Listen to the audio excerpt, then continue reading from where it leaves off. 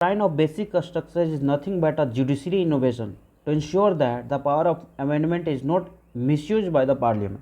ठीक है, power amendment सुधार करने का, अपने हिसाब से सुधार के कुछ भी बनवा ले. The idea is that the basic feature of the Constitution of India should not be altered to an extent that the identity of the constitution is lost in the process. ठीक है, आइडेंटिटी खराब ना हो जाए, इतना editing नहीं कर देना. Identity of the constitution is lost in the process. हाँ, आइडेंटिटी बचा रहा है. वो भेज दिया था अनुभव. जैसे हाँ, अनुभव का फोटो था, आइडेंटिटी उसकी खत्म हो गई थी. बोले उसको उसी नाम से जाना ही जाता है. उसको एक केमिस्ट्री वाले सर थे, उसको लिवर नाम से जाना जाता था. जिसे लिवर नाम से, क्योंकि जानते कहा है कि जूता पहना था, यहाँ तक तो जूता नहीं आता है. हाँ, तो जूता पहन के आता था. लेबर वाला जो बगल में अपार्टमेंट में काम चल रहा था वही जूता पहन के लेबर से भी जाता था. एक दिन लेट क्लास आया, बोला कि बगल वाले में काम कर रहे थे क्या. तो मैं ये बेसिक स्ट्रक्चर डॉक्टर देखते हैं. ठीक है, शुरू करूं. Basic structure of doctor, basic structure doctor. Judicial innovation और स्क्रीनशॉट ले लीजिए बस. हाँ, ले लूँगा.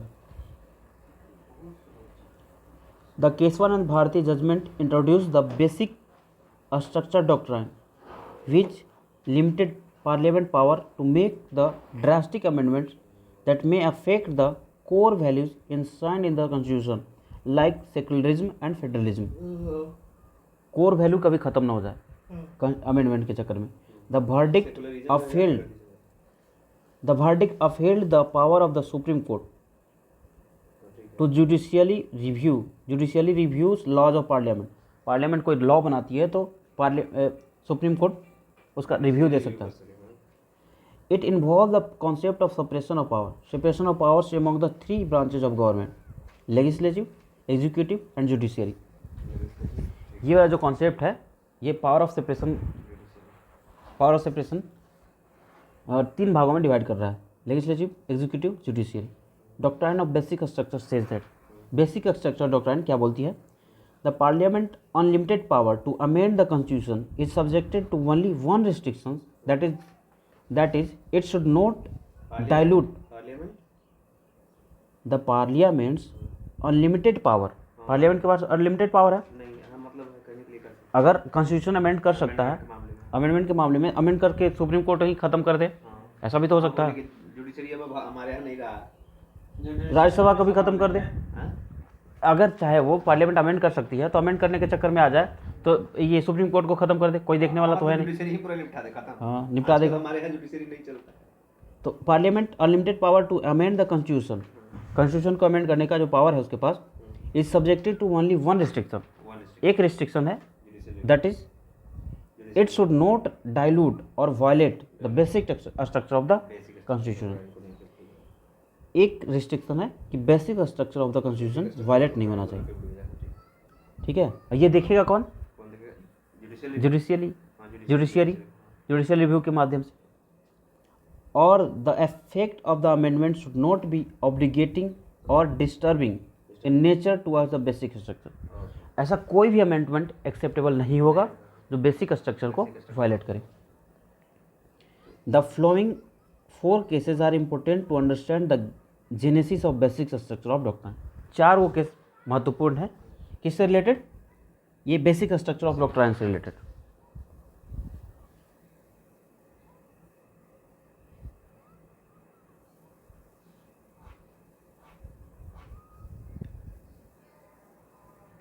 सो गए मासू.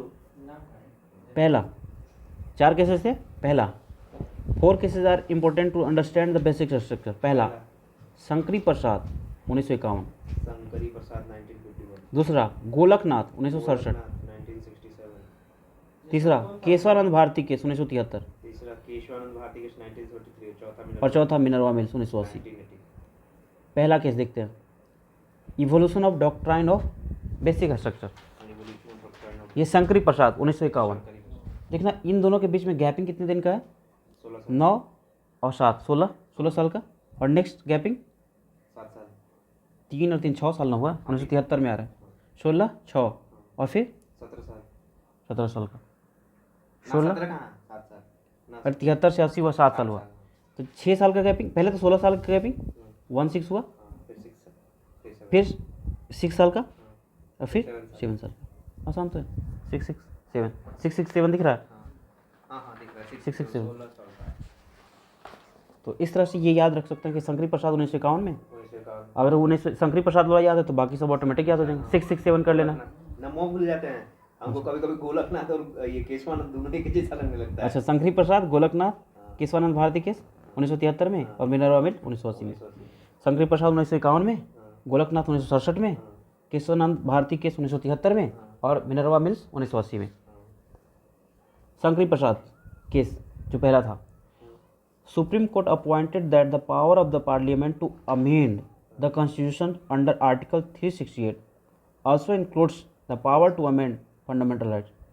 सुप्रीम कोर्ट बोला कि 368 के तहत फंडामेंटल राइट्स को आप आराम से अमेंड कर सकते हैं, आराम से फंडामेंटल राइट की पीपीडी में जा सकते आप जो मन करे कीजिए, कोई रोकने वाला नहीं है। हैं। कुछ है थोड़ी आप ही बनाए कर It based its judgment on the logic that the word law mentioned in the article 13, article 13 में जो लॉ मेंशन है उसी के आधार पे ये डिसीजन दिया गया सुप्रीम कोर्ट के द्वारा। लॉ क्या होता है? Article 13 includes only ordinary laws, article 13 जो होता है only ordinary laws and not constitutional amendment act, ठीक है। तो इसके आधार पे जज शंकरी प्रसाद में सुप्रीम कोर्ट बोलती है कि आपके पास ये आर्टिकल 368 के तहत पावर है कि फंडामेंटल राइट्स को भी आप बंद होने लगता है। अमेंड कर सकते हैं, ठीक है।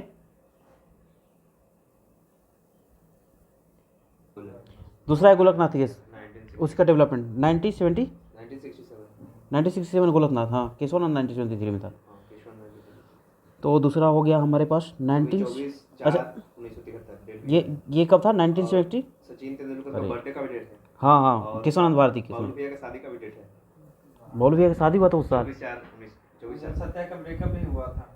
24 गोलकनाथ केस बताओ 1967 16 साल, हाँ 1967 को लगना 1951 में तो शंकरी प्रसाद था और 1967 में गोलकनाथ केस, 1967 लगभग 16 साल बाद, लगभग 16 साल, ठीक है। तो गोलकनाथ केस में बोलती है सुप्रीम कोर्ट कि Supreme Court overruled its judgement, पिछला बार जो जजमेंट दिया था ये ओवर रूल कर देता है कि भाई पिछला बार गलती से हमको बुला गया कि जो पार्लियामेंट है जो मन चाहे अमेंडमेंट ला सकती है, ऐसा गलत बात है। ये बिल्कुल आर्टिकल 368 में भी के तहत कोई भी अमेंडमेंट फंडामेंटल राइट्स को भी कटेल कर सकता है, कोई भी ऐसा कानून बना सकता है जो फंडामेंटल राइट्स को भी ताक पे रख सकता है। तो अगर ऐसा होता तो उसमें फंडामेंटल राइट फिर डालना ही क्यों था? हाँ, जब उसका तक मन फिर से बनाता, अपने मन से बनाता तो फिर फंडामेंटल राइट्स रखे क्यों, क्यों रखे? जला दो ना। हाँ, वो तो फिर आप ऐसे वैसे ही दे फ़ोन सकते क्यों हो रखे हो? Fundamental right. हाँ जो फ़ोन उठाना ही नहीं है। तो Supreme Court overruled its judgement और बोला कि नहीं फंडामेंटल राइट्स को आप भाई कटेल नहीं कर सकते हो। It's ruled in this that fundamental rights are given a transcendental and immutable positions and hence the parliament cannot abridge or take away any of these rights। तो फंडामेंटल राइट्स को पार्लियामेंट कटेल नहीं कर सकता है, छीन नहीं सकता है, किसी भी परिस्थिति में छीन नहीं सकता है। It appoint the constitutional amendment act is also a law under act of 13, ये आर्टिकल 13 में भी बताया हुआ है। देखो भाई कितना समय तक चलता है चार्ज में। Parliament reacted to this judgment by enacting 24th amendment. अब देखो चलता है पार्लियामेंट एक्शन में आ गया, साल भर बाद तक चलेगा थोड़ा बहुत। पार्लियामेंट एक्शन के मोड में आ गया, बोला कि देखो 24th अमेंडमेंट एक लाता है और 368 which include a provision in article 368 which declare that parliament has power to take away any of the fundamental rights. आता है मोड में, मोशन में कौन, पार्लियामेंट, और बोलता है कि भाई 24वां 24th कॉन्स्टिट्यूशनल अमेंडमेंट एक्ट लाता है और बोलता है कि कोई भी फंडामेंटल राइट होगा, मेरा मन करेगा देंगे, हमारे नागरिक हमको चुन के भेज दिए, मन करेगा उनको फंडामेंटल राइट देना, नहीं मेरा मन होगा तो देंगे, नहीं देना हो तो नहीं देंगे। ये सुप्रीम कोर्ट वगैरह हम नहीं मानते हैं, मतलब ऐसा नहीं कहा था। मुझे भी आता है केशवानंद भारती केस में क्या हुआ 1943 में कि केशवानंद भारती केस 1993 1973। अच्छा उससे पहले हम लोग चल रहे थे ना, केशवानंद भारती पहले से हो गया, गोरखनाथ 1967 हो गया था, 6 साल बाद आता है, 6 ईयर बाद केशवानंद भारती के साथ आया 1973 में, जिस साल हमारे सचिन जी का जन्म हुआ था 1973, 24 अप्रैल था, 24/4/1973। विवेक का भी जन्म है 24/4 को। और विवेक को ये बबलू भैया का ब्याह भी है 24/4। So it upheld the validity of 24th Amendment Act and appoint that Parliament is empowered to take away or abridge any of the fundamental right. Keshavananda Bharti में केस में कहा जाता है कि 24th अमेंडमेंट जो है, जिसके हिसाब से पार्लियामेंट कहता है कि हम फंडामेंटल राइट हटा सकते हैं, तो हाँ सही है, वो कह रहा है सही है, कर सकता है, कोई दिक्कत नहीं है, लेकिन ध्यान रखना बेसिक स्ट्रक्चर को डिस्टर्ब मत करना। आपको जो मर्जी करो, लेकिन बेसिक स्ट्रक्चर, ये जो नए से जो पिपड़ी बजा दिया ना बेसिक स्ट्रक्चर का, इसको मत अल्टर करना। अब इसी में आ जाता है, बेसिक स्ट्रक्चर वायलेट नहीं करेगा तो फंडामेंटल राइट ले नहीं सकता। ठीक है, ये इतना हो गया। फिर है 42nd कॉन्स्टिट्यूशन अमेंडमेंट एक्ट 1976, आती है मेरी दादी जी, क्या राहुल गांधी की ना, इंदिरा गांधी आती है, इंदिरा गांधी हत्या किया 42nd कॉन्स्टिट्यूशन अमेंडमेंट। इसको तो कहा जाता है मिनी कॉन्स्टिट्यूशन। इतने सारे कॉन्स्टिट्यूशन चेंज हुए ना, इतने अमेंडमेंट लाए गए कि इसको मिनी कॉन्स्टिट्यूशन बोला जाता है। इतना सारा अमेंडमेंट मत पूछिए, मतलब 24 से समझ रहे हैं कहाँ तक कर दिया है। Amend article 368, no limitation on the constitution power of the parliament. बोला कि पार्लियामेंट कुछ कोई लिमिट, हाँ कोई लिमिट नहीं, जो मन करे जैसे मन करे वैसे अमेंड करेगा, कोई लिमिटेशन नहीं। Any amendment can not be questions in any court और एनी ग्राउंड। कोई भी अमेंडमेंट अगर पार्लियामेंट कर दिया तो उसको कहीं कोर्ट में चैलेंज नहीं करेगा, चाहे किसी को कोई दिक्कत हो, क्योंकि पार्लियामेंट ही तो बनाया है जुडिशरी को, तो कौन सा तुम पिपड़ी बजाने बैठे हो इधर। इसलिए अब चैलेंज नहीं करोगे। आगे फिर उसके बाद आता है मिनर्वा मिल्स केस 1981 ना, 1980 में, हाँ 7 साल बाद, 6 साल बाद आया था 1967 में, और ये 6 साल बाद आया 1973 में, 1973 के बाद फिर 1980, हाँ 1980, हाँ 7 साल बाद आता है 1980 में मिनर्वा मिल नाम का एक फैक्ट्री भी शुरू हुआ था 1980। Parliament reacted to the above cases by enacting 42nd Constitution Amendment Act, which declared under the Article 368 that there is no limitations on the constitutional power of Parliament, and it barred the courts from questioning such amendment. ये जो 42वां संविधान संशोधन हुआ था, वो parliament को totally side कर दिया। कोई भी नियम कानून बनेगा, पार्लियामेंट चुप रहेगा, कोर्ट चुप रहेगा, कोर्ट कोई कमेंट नहीं करेगा। कोई भी पॉलिसी आएगी, कुछ भी रूल्स रेगुलेशन बनेंगे, और वो चुप रहेगा। कौन? जुडिशरी चुप रहेगी, जुडिशरी नहीं कमेंट करेगी, चाहे हाई कोर्ट हो या supreme court. This provision was, तो मिनर्वा मिल के साथ था उसी के बाद 42वें संविधान संशोधन के बाद। This provision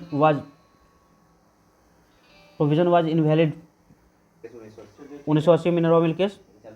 parliament reacted to the above cases by enacting 42nd 42वां संविधान संशोधन इंदिरा गांधी जी की थी, आयरन लेडी, तो उस पर कमेंट की थी कि ठीक है आपको जो मैंने बदल लो, पर बेसिक स्ट्रक्चर को ध्यान रखना।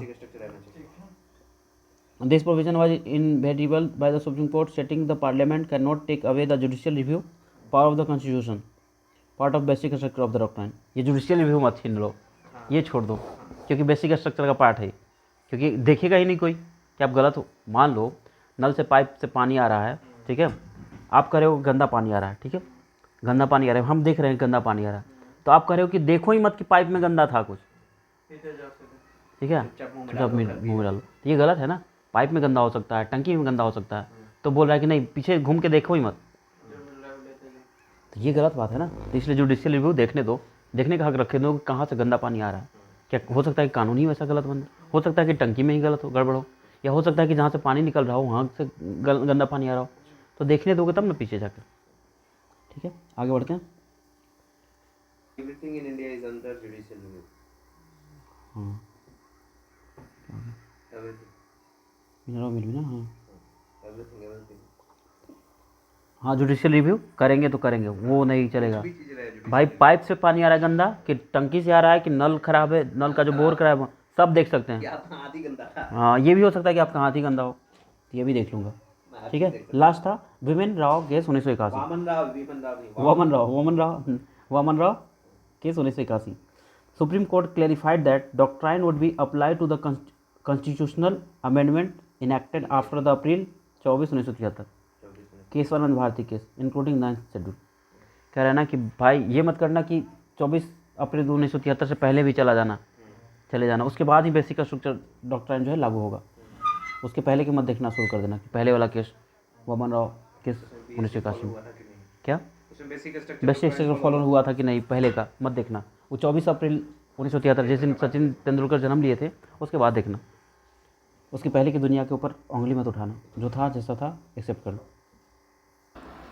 हाँ, तो elements of basic structure, elements कौन कौन से एलिमेंट्स हैं बेसिक स्ट्रक्चर के? बेसिक स्ट्रक्चर के तत्व कौन कौन है? तत्व हो गया केमिस्ट्री वाला नहीं, ध्यान रखना।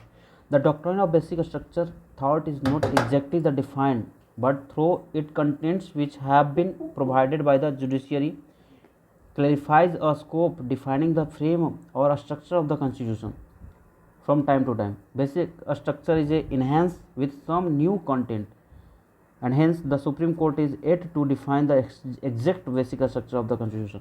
मतलब समय समय पे बेसिक स्ट्रक्चर अपने हिसाब से जुडिशियरी मोल्ड करते रहेगी, बदलते रहेगी। कुछ बेसिक एलिमेंट्स हैं इसके। सुप्रीमेसी ऑफ कॉन्स्टिट्यूशन, कॉन्स्टिट्यूशन सबसे ऊपर रहेगा। रूल ऑफ लॉ, लॉ का कानून का शासन हो। Sovereignty, liberty and Republic, nature of the Indian polity. Sovereignty, liberty, हाँ रिपब्लिक, मतलब आर्टिकल 21 ऐसे ही रहेगा जैसा है। सोवरेनिटी, लिबर्टी, रिपब्लिक, गणतंत्र होगा, सोवरेन होगा और लिबर्टी होगा। जुडिशरी रिव्यू, हाँ। Harmony and balance between fundamental rights and directive principles. Fundamental rights भी होना चाहिए और वो डीपीएसपी भी, लेकिन दोनों के बीच बैलेंस। सेपरेशन ऑफ पावर होना चाहिए। फेडरल कैरेक्टर हो। पार्लियामेंट, रूल ऑफ इक्वालिटी का, बराबरी का। फेडरलिज्म होना चाहिए। आगे ये बेसिक स्ट्रक्चर डॉक्ट्राइन का कुछ एलिमेंट्स हैं।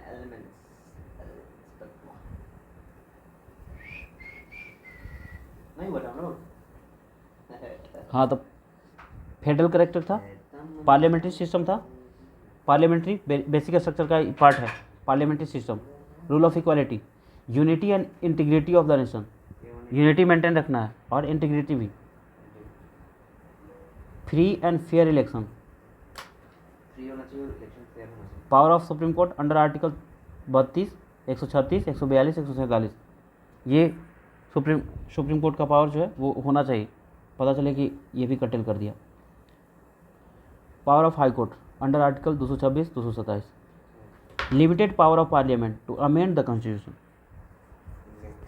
पार्लियामेंट का लिमिटेड पावर होना चाहिए अमेंडमेंट के लिए। कॉन्स्टिट्यूशन का मतलब भारतीय संविधान को बदलने में लिमिटेड पावर होना चाहिए।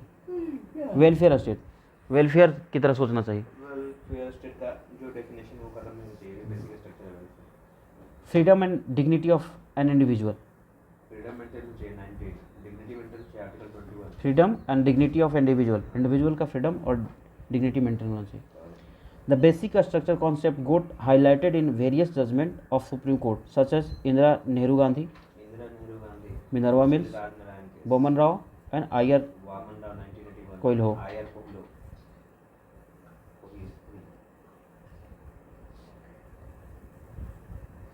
इंदिरा नेहरू गांधी वर्सेस राजनारायण। और आगे बढ़ूँ।